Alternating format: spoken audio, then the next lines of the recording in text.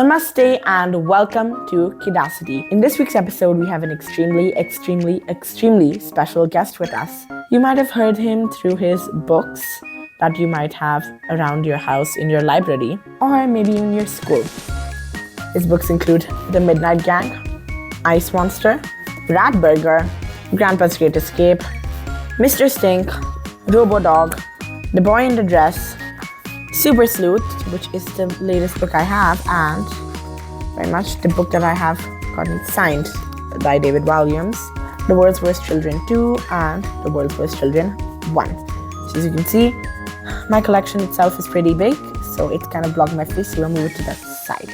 I was lucky enough to have an extremely wonderful conversation with Mr. David, talking to him about his books, why he even started writing in the first place, amongst many other topics, all of which you will find out in this episode. So, without further ado, let's dive in.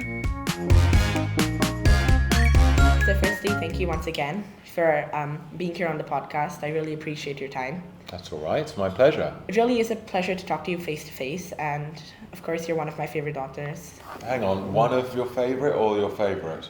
Well, I do have a lot of favorite authors. Okay, who are your other favorite authors? Roald Dahl. Yes, he's very good. He's better than me. I wouldn't say so. I think you're both pretty Well, you're great. very kind. You're very kind.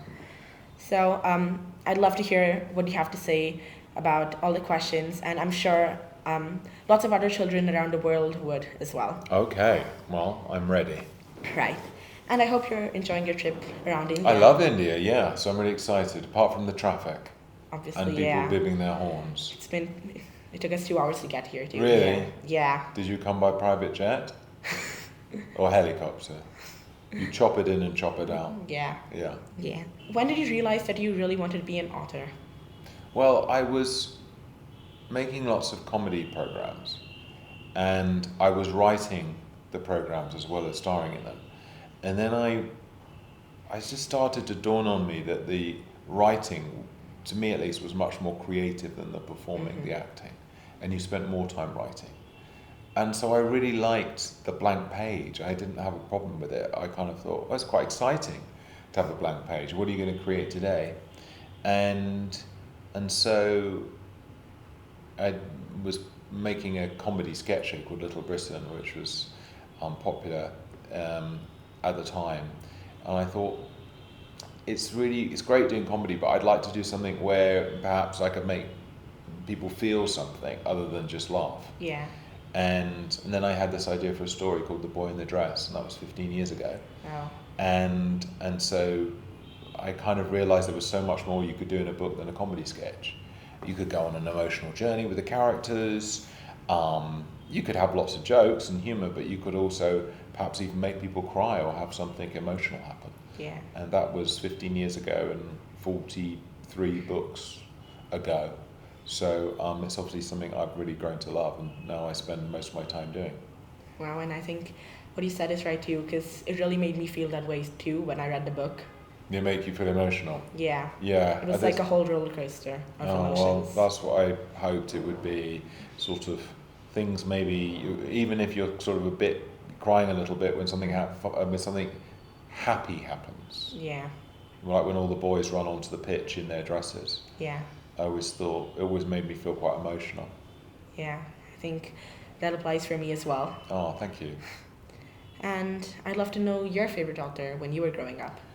Definitely Roald Dahl, because, I still think he's the greatest children's author of all time, because he wrote so many different books, and none are really like another. People often think, oh, this sort of Dahl has a style. He does, but, have you ever read Danny Champion of the World? I Yeah, very different to The Witches, which is a supernatural. Danny Champion was quite a is set very much in the real world. And then he writes a book like The Twits about this old married couple who hate each other, and he doesn't really have any children in the story. It is a tiny bit where children are climbing a tree, but they're not at the centre of the story. And it's so unusual to have a children's book that doesn't either have an animal or a child at the centre of it. And so he's just so imaginative, so funny, so dark, And the stories have become timeless. I think so, yeah. You know, he started, I think James and the Giant Peach came out in the 60s. And so that's nearly, he's getting on for being, his books being well known for 60 plus years, right? And probably in 100 years' time, people will still know these stories. And it's everywhere in the culture, you know, there's a Wonka movie, you know, and you know, so it's kind of never gone away, and I don't think it ever will. Right, I think I still see them on the shelves in most of the book Yeah, stores I go around to. the world, the world. But you know, it's credit to the quality of his writing. Right. What is your favorite book that you've written, and why? Harry Potter and the Philosopher's Stone, because it sold the most copies. Oh. I'm joking, I didn't write that. Gangster Granny is quite a special one, and it's had sort of life in different ways. It's certainly the most popular, and to me it's a good mix of comedy, adventure, and also some sad scenes as well. So I felt that book came out quite well. But The Boy in the Dress is special, it's my first one. And also you want to think that your books are getting better all the time. So often my favourite book will be the last one that I've written, because otherwise I'll think, oh, I haven't written a good book for 10 years or something, you know. So we'll see. But the nice thing is that kids, when I ask them, they often have different answers. Yeah. If everyone said the same one. I mean, Gangster Granny comes up more than others, but kids have different ones, and I'm pleased about that, because you know, I'm glad that my success as an author isn't based on just one book. Right.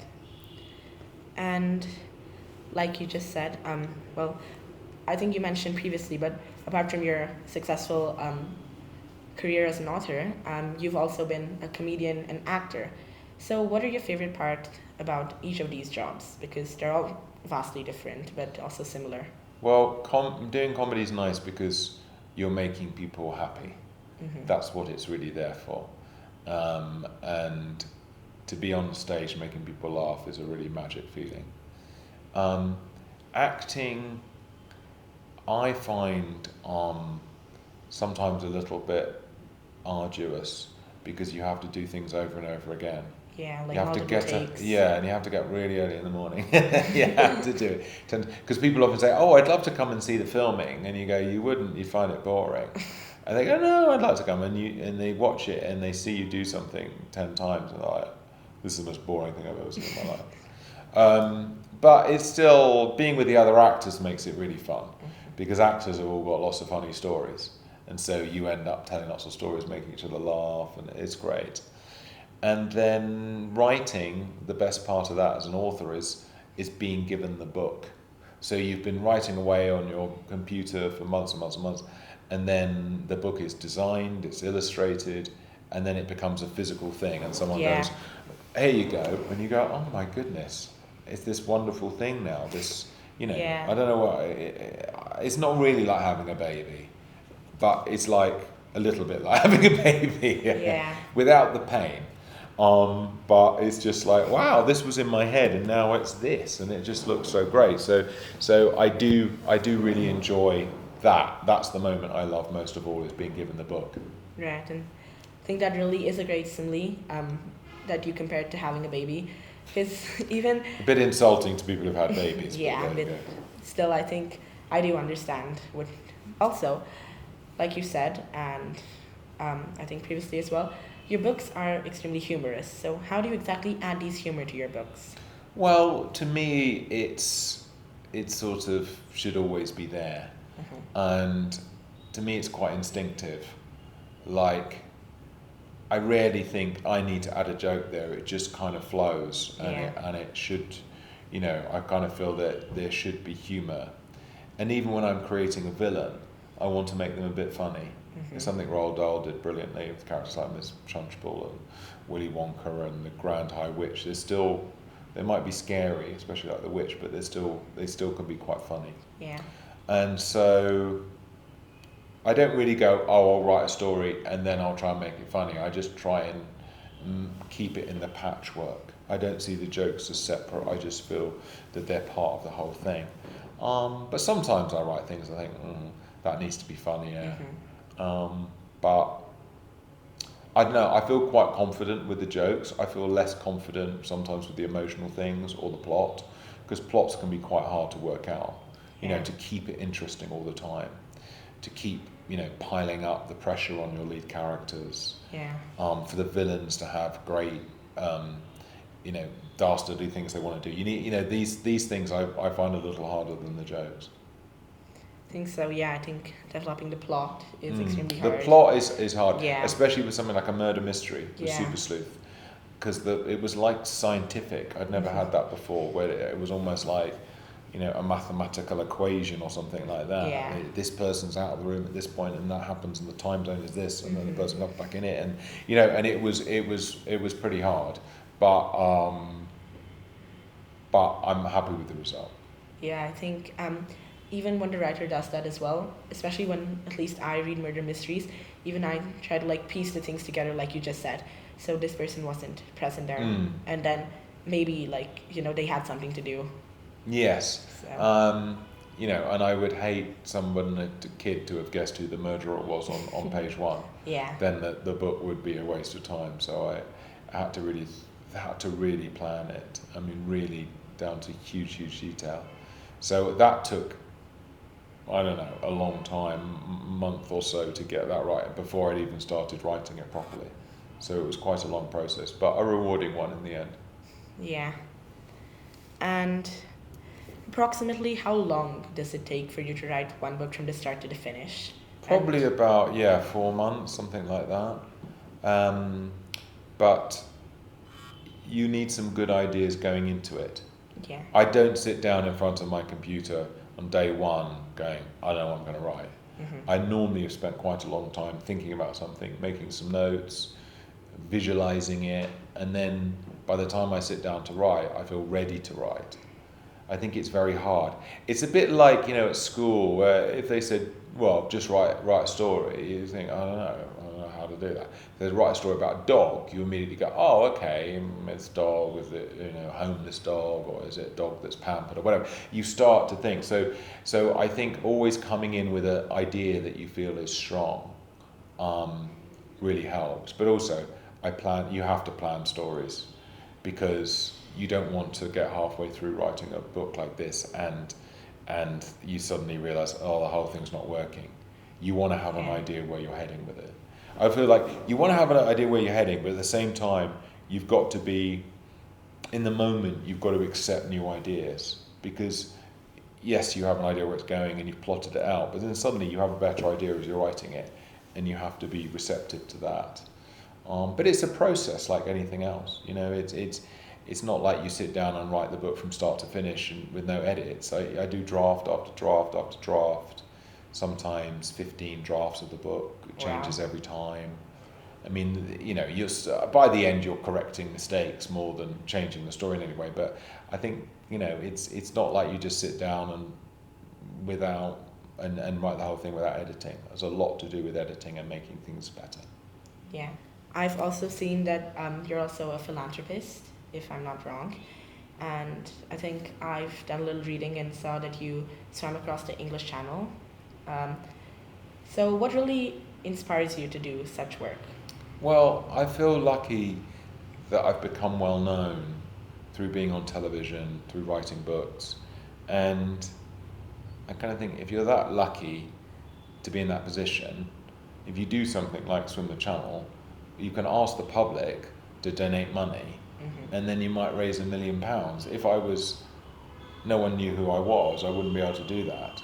And so I feel like it's a responsibility, and also it's a good feeling. Doing things for other people is a good feeling, and also I think you try harder when you're doing things for other people.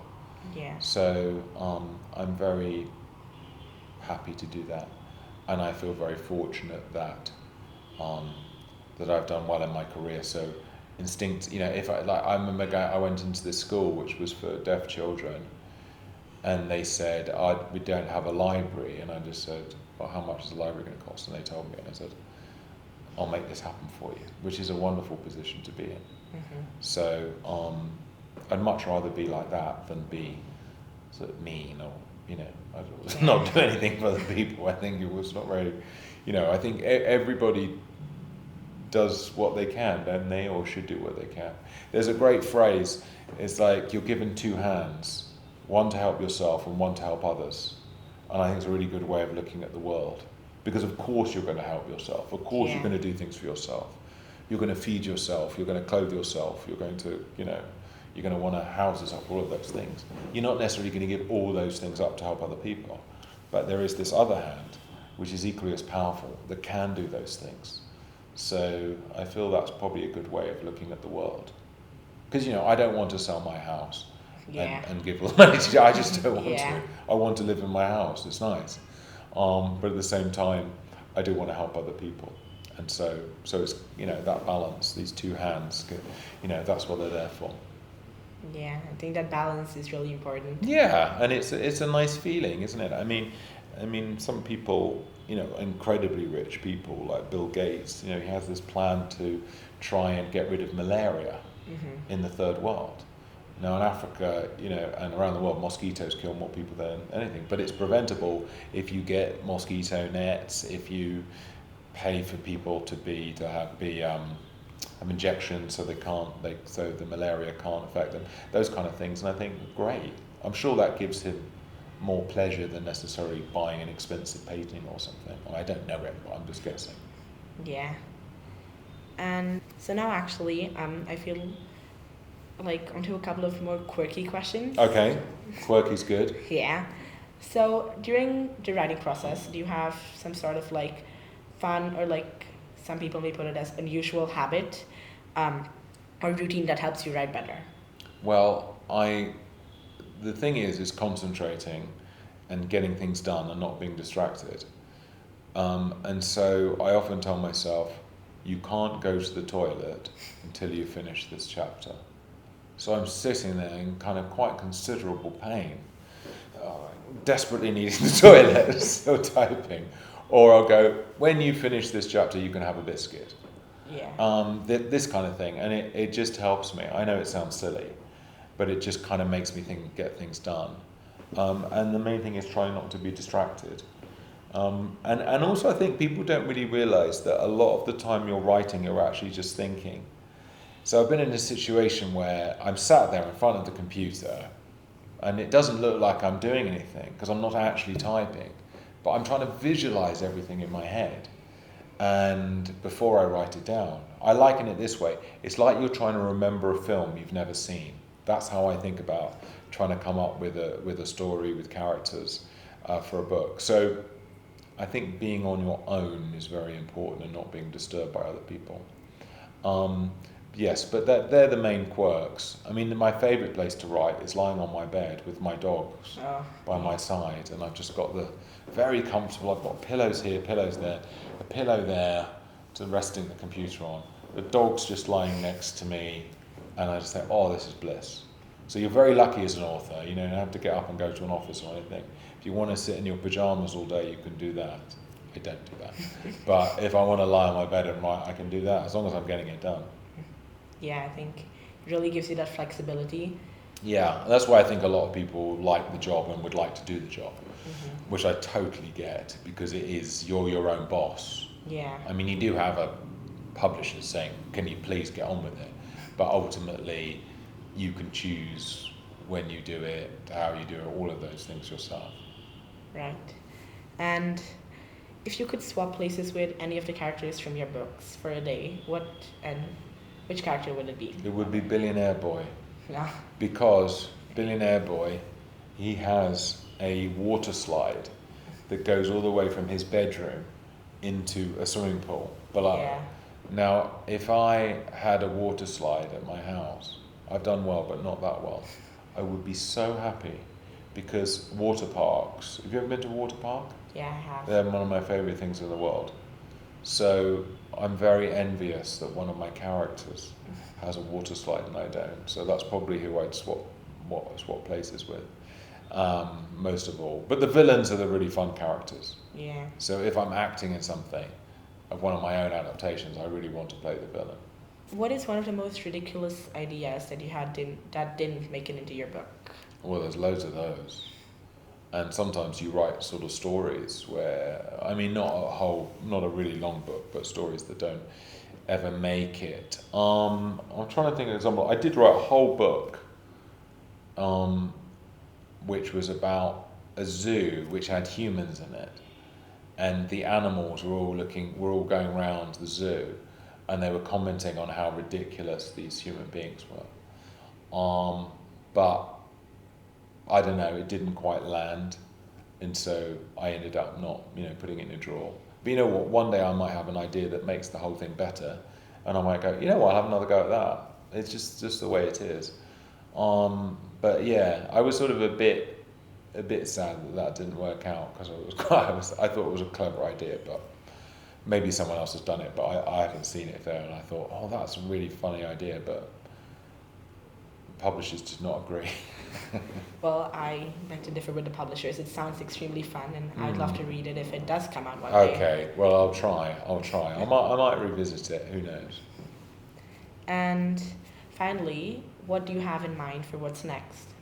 Well, I've already written a book, which is coming out in a few months. It's called The World's Worst Superheroes. Oh. It follows on from children, parents, teachers, pets, and monsters. So that's all done, and it's just being illustrated at the moment. And so it's going to be published, I don't know, in a couple of months' time. We're talking January 2025.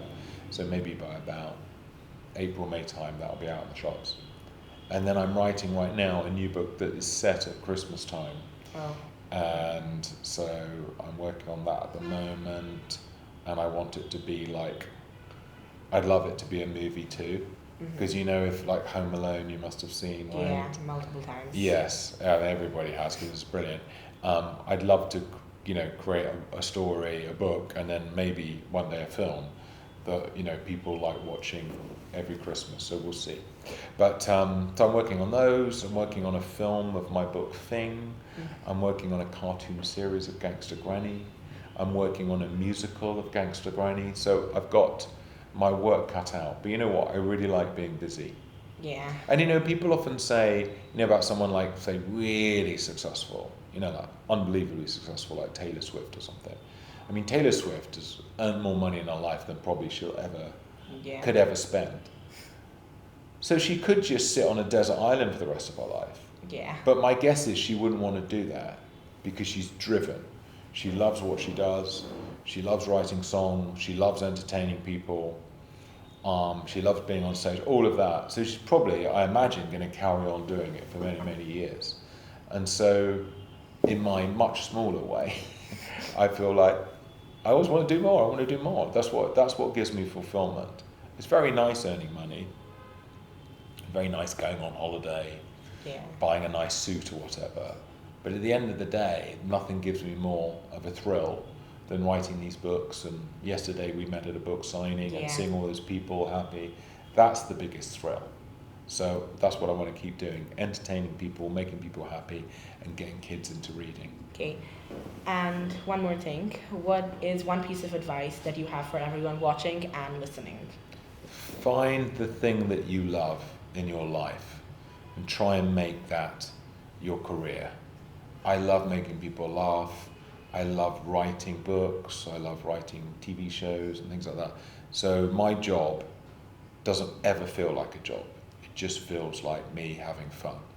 And I do all this for free. I'm glad I don't do it for free, but it just gives me pleasure. So find something in life that you love to do. Right, and thank you so much once again for your time. Thank you. So all my friends would be extremely jealous that I got to meet you. Good. And they're all avid fans of your book. Oh, well, thank you. So one of them dressed up as slime for Halloween too.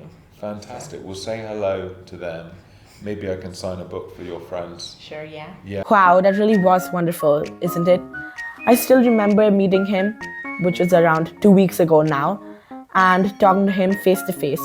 He made me feel so comfortable. He offered me if I wanted anything to drink, if I wanted anything at all. And then, the whole environment felt like a conversation and, something really friendly rather than like an actual interview.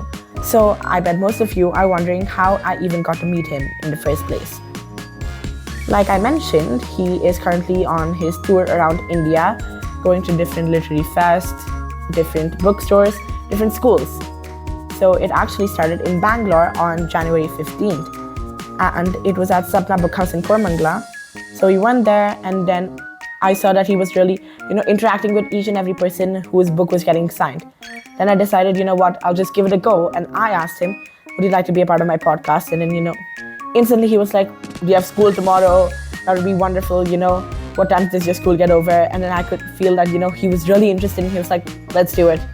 And even though he had such a packed schedule, like even when we got there, his meetings were back to back. He had to sign like 350 books. So I'm really appreciative that he gave his time. And the very next morning, we got an email saying that, okay, come to the hotel, we can meet.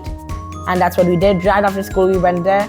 And when I met him, we just had the conversation for, as you can see, around half an hour. And he was like, do you need more time? I can do it. And, he's extremely accommodative, extremely kind and sincere, even though he had such a busy schedule. And one of the main things that I actually learned from this whole interview, apart from all the advice he gave me about books, and since I'm writing my own book, and everything he said about persevering, and the best advices that I feel that I've gotten from him, apart from all the things he said when he was talking about his books and talking about the whole process of writing a book, which really inspired me as well. As most of you may know, I'm currently writing my third book. Is that he said, since you asked me, you took the chance, then you actually got an answer saying yes. So you took the chance and then you actually got a positive outcome. So you should always take the chance whenever you can. And the worst thing they can say is no. So I hope you enjoyed this interview as much as I did. And I hope you can learn so much more about Mr. David Walliams' multiple books. And, obviously every single person I know has enjoyed reading these books. And now you get to see a little backstory about how he actually writes them, some behind the scenes about some stuff that didn't make it into his books, and everything in between. So until next week's episode, goodbye and Jai Hind from Kidacity.